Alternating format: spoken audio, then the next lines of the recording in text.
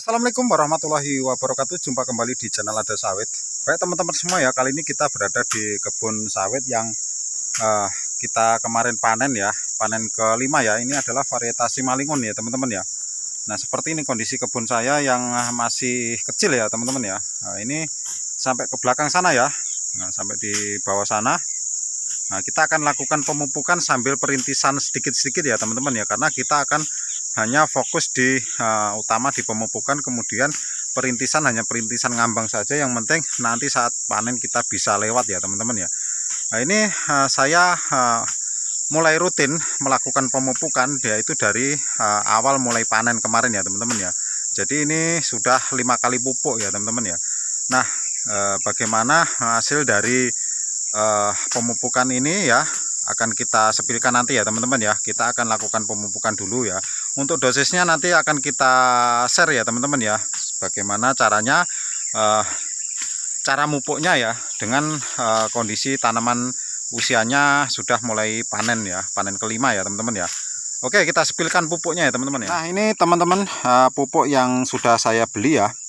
Nah, ini saya belikan Yaramila 1 bungkus atau 1 kilo ya teman-teman ya. Kemudian untuk mutiaranya saya belikan yang kiloan seperti ini ya. Ini ada 3 kilo, jadi semuanya ada 4 kilo ya. Karena yang akan kita pupuk ini tidak banyak ya teman-teman ya, hanya kisaran kurang lebih 50-an pohon ya.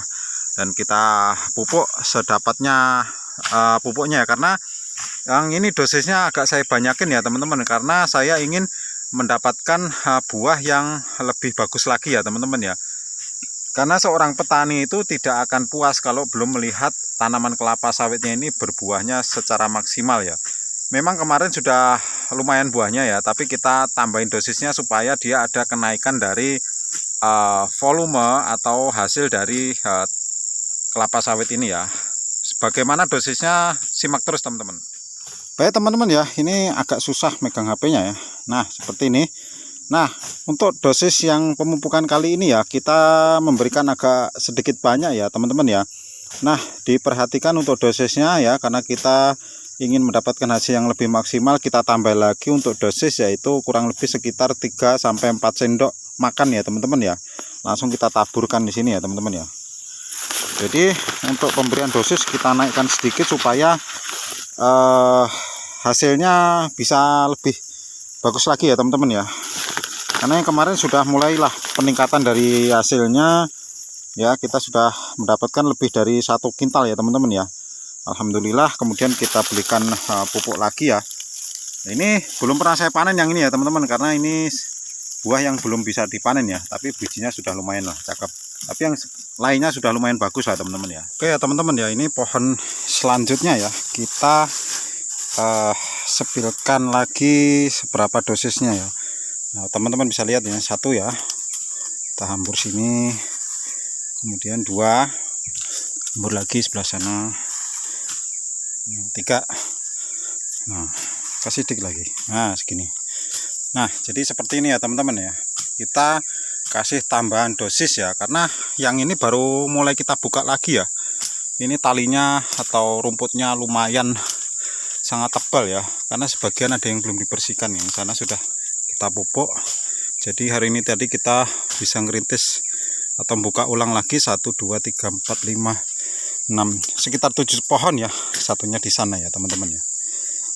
Nah ini bisa menjadi referensi untuk teman-teman semua ya. Jadi tanaman kelapa sawit yang baru bisa kita panen ya, itu kalau menurut saya tidak perlu kita kastrasi ya, tapi dengan cara kita sambil panen perdana, kita ambil buah pasirnya ya, kemudian kita imbangi dengan pemupukan NPK ya 16-16-16.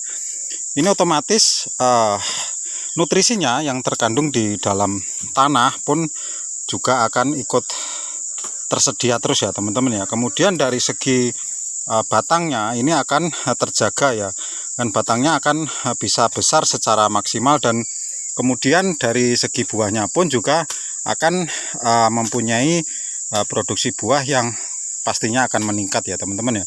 Dengan seiringnya buah kita ambil secara rutin, otomatis makin lama pembesaran batang kemudian pembesaran buah akan terjadi secara alami ya. dengan diimbangi dengan pupuk NPK 1616 ya teman-teman ya. Jadi seperti itu teman-teman ya. Jadi untuk teman-teman semua, kalau mempunyai lokasi masih seperti ini ya, alangkah bagusnya kita datang itu lihat mana yang sudah berbuah, itu aja kita fokus kita bersihkan ya teman-teman ya. Mana yang berbuah itu kita fokus kita bersihkan. Nah, misal buahnya sudah mulai bisa diambil, teman-teman bisa ambil. Tapi setelah kita lakukan pengambilan buah, jangan lupa kita langsung kasih pupuk atau nutrisi ya teman-teman ya. Ini pemanenan kurang lebih 2 hari yang lalu ya teman-teman ya. Jadi untuk dosisnya ini saya naikkan, tapi pola pemupukannya kita bagi 2 ya teman-teman ya. Jadi sebagian beberapa baris ke sana, kemudian beberapa baris lagi yang sebelah sana. Jadi supaya tiap panen itu bisa kita imbangi dengan pola pemupukan, sehingga uang ya yang kita dapat dari penjualan kelapa sawit yang masih dini ini ya, itu sebagian masih bisa kita nikmati untuk membeli bensin ya teman-teman ya, dan sebagian kita kembalikan lagi untuk bisa membeli pupuk teman-teman ya. Nah, untuk kelapa sawit yang usianya masih kecil seperti ini ya teman-teman ya, perlu diperhatikan adalah dari segi pelepahnya ya teman-teman ya. Karena pelepah ini kalau bisa itu jangan di pruning ya kalau seperti ini ya. Mungkin bisa dilakukan pembuangan itu yang masih di bawah seperti itu ya teman-teman ya. Itu tidak apa-apa ya, kita mungkin pangkas dengan menggunakan parang, tidak apa-apa ya, karena dia sudah tidak ada daunnya ya, otomatis tidak ada proses fotosintesis, itu bisa dibuang ya, karena dia masih dekat dengan tanah ya. Tapi kalau untuk yang ke atas ini jangan ya teman-teman ya, supaya apa? Supaya pembentukan batang ini bisa berjalan secara bagus ya. Jadi kemudian pola untuk memproduksi buahnya dia juga akan tetap terjaga ya teman-teman ya, tanpa kita mengurangi jumlah pelepah. Nah, kapan pelepah ini bisa kita kurangi ya? Ya paling tidak pelepah itu bisa kita kurangi setelah paling tidak minimal di 1 meter ya teman-teman ya. Jadi ketinggian batang ini sudah kurang lebih 1 meter baru kita kurangi ya. Nah, jadi seperti itu. Tidak apa-apa kita mungkin culik buah ya teman-teman ya. Memang agak susah sih kadang kondisi tanaman kita masih rendah, kemudian waktu kita pemanenan juga agak sulit ya. Itu memang sudah resiko setiap petani ya, karena kita ingin mendapatkan buah secara terus-menerus ya, secara berkala ya. Jadi tidak ada putusnya ya. Karena kalau masih kecil kita pruning, otomatis nanti dari segi batangnya pun juga akan lambat membesar ya teman-teman ya. Jadi salah satunya harus kita jaga seperti itu. Dengan pola pupuk yang saya gunakan NPK 1616 ini bisa mendukung dari perakaran, dari batang, kemudian dari daun, kemudian dari produksi buahnya ya teman-teman ya. Kalau yang masih kecil ini kita tidak perlu menggunakan pemancing buah ya teman-teman ya. Jadi cukup kita lakukan pemupukan dengan NPK 1616 itu buahnya akan keluar dengan sendirinya. Kemudian kalau perlu kita tambahi dengan KCL supaya ada lebih berat saja ya teman-teman ya. Seperti itu teman-teman. Nah, itu salah satu teknik yang saya gunakan untuk merawat kelapa sawit yang masih kecil seperti ini ya teman-teman ya. Bisa dilihat ya kondisi kebun saya masih lumayan agak tagah ya. Ini sebagian masih baru saya sulam, ini sudah lumayan hampir 1 tahun itu teman-teman ya. Sebagian sana baru saya sulam ya teman-teman ya, karena ini dulu sempat saya tinggal dan tidak terawat, kemudian habis dimakan hama ya. Jadi sebagian sudah mulai berbuah. Jadi yang sebagian sebelah sini semua ini sudah mulai panen ya, sudah panen rutin. Nah, tinggal yang bawah ini baru beberapa pohon ini baru mulai terbuka ya. Mudah-mudahan saja kita bisa mencapai 2 kintal atau 2 pikul ya teman-teman ya. Tapi saya rasa panen selanjutnya masih belum nyampe karena produksi buahnya belum begitu maksimal. Makanya pola pemupukan kita tambahin ya, volumenya kita naikkan sedikit supaya dia bisa mendorong buah ini bisa lebih berat, lebih bagus ya.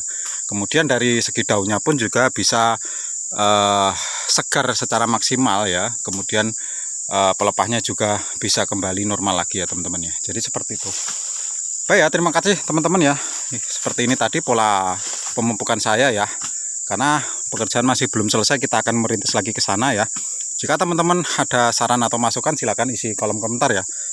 Semoga teman-teman yang lain bisa menyimak dan bisa memberikan manfaat. Terima kasih, saya akhiri. Assalamualaikum warahmatullahi wabarakatuh.